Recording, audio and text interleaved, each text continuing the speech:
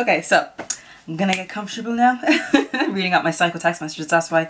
Okay, so correct me if I'm wrong in saying this, but I feel like we've gotten to the next stage of our relationship, you know, where you tell me something crazy about you and I tell you something crazy about me, and it's a judgmental free zone.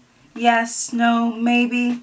Okay, I'll get the ball rolling on this and I'll give you a few examples, okay? I'll give you a few examples of just how crazy this mind up here can get when I'm rubbed the wrong way. I know, in fairness, I'm actually not that hard to please. I'm really not. And I'm really nice as well. Like, obviously not modest, but but honestly, like, it's just, I ask for simple things in life. I honestly do. Just be kind to me. Keep your dick in your bloody pants and text me back within a minute and a half. Like, they're all rational things that women can ask for, you know? Okay, so I'm going to be reading out a few text messages here. Oh my god, this phone, I'm telling you. If anyone read the messages on this phone, I'd honestly be institutionalized. I'm not even joking you, like, seriously. But yeah, so I'm going to be reading a few messages from this that I have sent to men I have texted in the past, I guess. Never went on a date or hooked up with any of them. Obviously, you'll soon discover why. But they're all real messages, real conversations. I haven't changed, edited or adapted any of them. I'm going to be reading them exactly as they were sent and received. So the first example then, I am going to... Backstory, actually. This one, they all deserve a backstory. So backstory for this is I knew this man prior to matching with him on Tinder, right? And I suppose it was just one of those situations where his profile came up and I was kind of like, I wonder which way he swiped for me. You know, you're just like kind of being curious to know. So I swiped right anyways. It is right, isn't it? See, I deleted Tinder a while, so I can't remember. It is right, yeah. I swiped right anyways for him and we matched. So we got talking and initially he was like, oh, I know your face from somewhere. Where do I know you? All this. Like, of course you know who I am. Like, stop pretending. And he then proved my point by adding me on Facebook. Like, so, yeah. So we got talking on Facebook anyway shortly afterwards because he wasn't like a complete stranger. And we texted...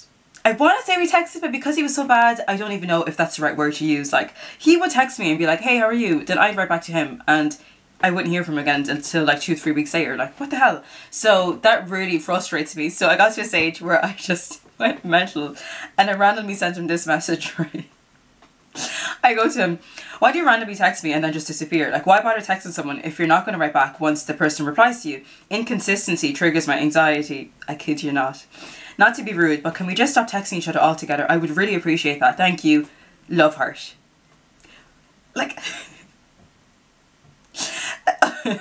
Inconsistency triggers my anxiety. Where am I even going with that? Like, seriously, oh my god. And I wouldn't mind, but I can be quite bad at texting as well. Like, I have my blue ticks on WhatsApp turned off, so just so I don't feel pressure to like write back to people. So like, but if you're, yeah, okay.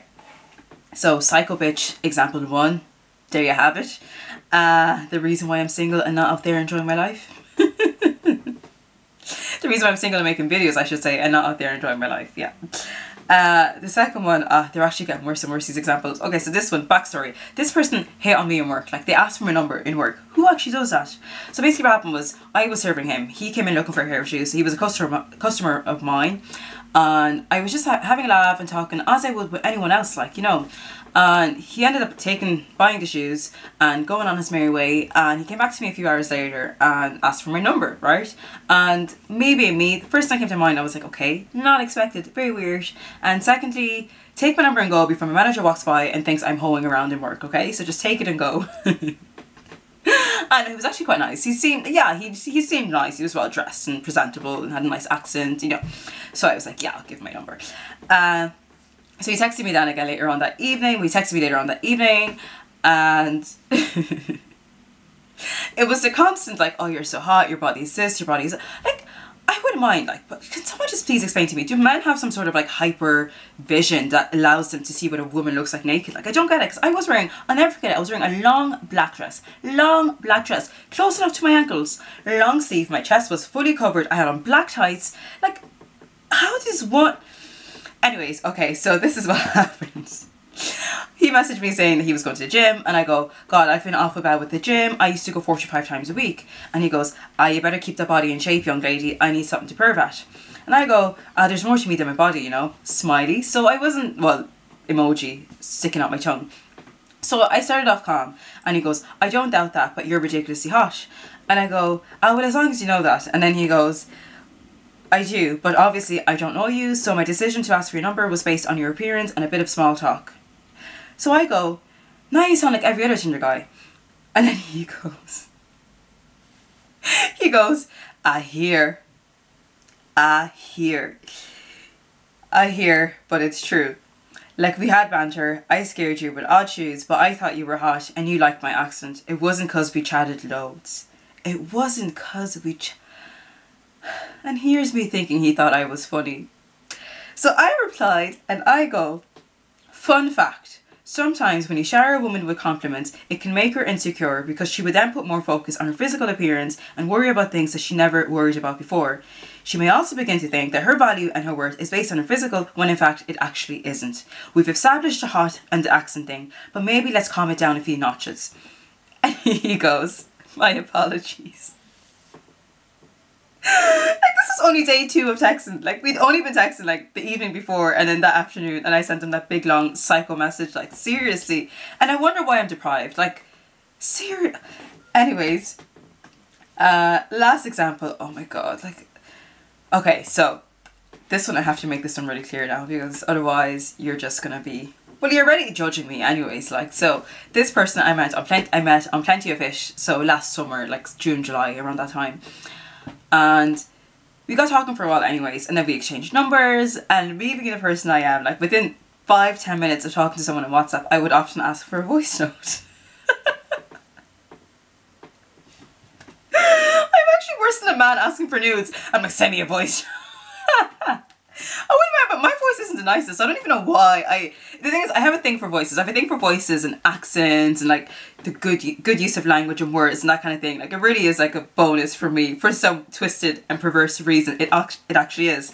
So yeah, I'd asked him for a voice note anyways. So we exchanged voice notes, and this is what happened. So yeah, he sent me one at 2 p.m. and I replied at 10 p.m. and then he didn't reply again until the following morning. So he goes to me, hey, how are you, Phil? I was asleep when you messaged me last night, so what are your thoughts after our short voice messages?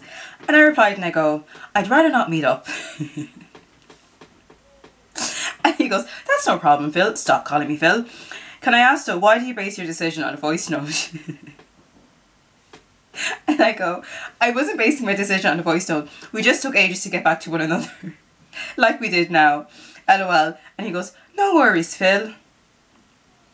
I hear you. Still, I think the first date can be better because it can tell you a sense of the person, and it's good to meet up for a drink sometimes as well.